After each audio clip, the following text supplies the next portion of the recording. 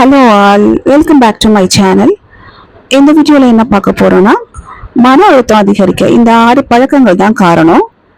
வீடியோக்குள்ளே போகிறதுக்கு முன்னாடி ஃபர்ஸ்ட் டைம் நம்ம சேனல் நீங்கள் பார்க்குறீங்க அப்படின்னா மறக்காம சேனலை சப்ஸ்கிரைப் பண்ணி வச்சுக்கோங்க.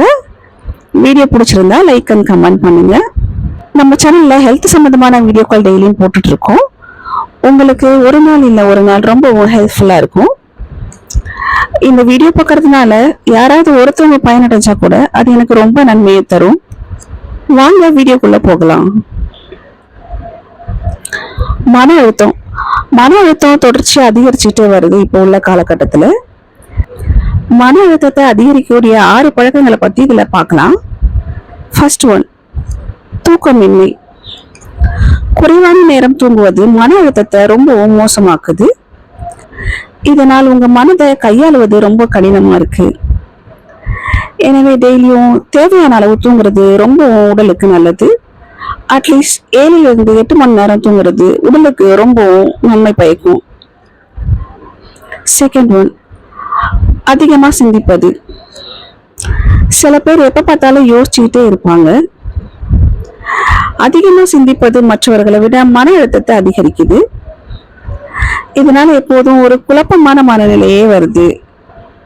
ஸோ நம்ம அதிகமா சிந்திக்காம இருக்கிறது நம்ம மனதுக்கு ரொம்பவும் நல்லது. தேர்ட் ஒன், மோசமான உணவு பழக்க முறை. நம்ம சில டைம் சாப்பிடாம இருக்கிறோம், சில டைம் நிறைய சாப்பிட்றோம். அப்படி இல்லைன்னா அதிக சர்க்கரை, அதிக எண்ணெயில பொரிச்ச உணவு போன்றவற்றை நம்ம எடுத்துக்கிறோம். இதனால உடல் ரொம்ப சோர்வா இருக்கு, மனமும் ரொம்ப சோர்வா இருக்கு, மன அழுத்தத்தை அதிகரிக்குது. ஃபோர்த் ஒன், தனிமை. நம்ம எப்போதுமே மற்றவங்களை விட்டு ரொம்ப விலகி இருக்கிறது ரொம்ப மன அழுத்தத்துக்கு உள்ளாக்குது. சமூக வாழ்விலிருந்து விலகி தனியா இருப்பது குறிப்பிட்ட காலத்திற்கு அப்புறம் நிம்மதியா இருந்தாலும் போக போக அதுவே நம்மளை மன உளைச்சலுக்கு ஆளாக்கிறது. ஃபிஃப்த் ஒன், செயலற்ற வாழ்க்கை முறை. உடற்பயிற்சி, விளையாட்டு, பொழுதுபோக்கு இதுல எதுவுமே ஈடுபடாம இருக்கிறது. நீ சும்மாவே இருக்கிறதுனால மனநிலை ரொம்பவும் பாதிப்புக்குள்ளாகுது. லாஸ்ட் ஒன், ஆபாச படங்கள் பார்க்கறது. போதை பழக்கம் போலவே இந்த ஆபாச படங்களும் நம்ம மனதை ரொம்பவும் அடிமைப்படுத்தி வச்சிருது.